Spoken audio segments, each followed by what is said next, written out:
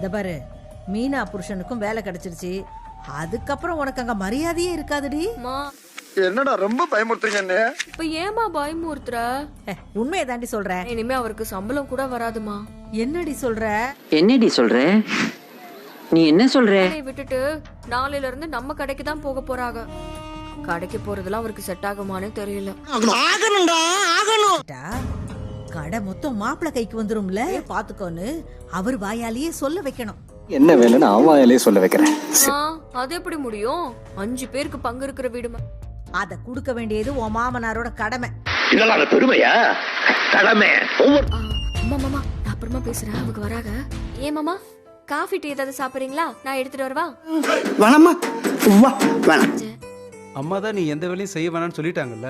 எல்லாத்தையும் பொறுத்துக்கிட்டு நான் தான் எல்லா வேலையும்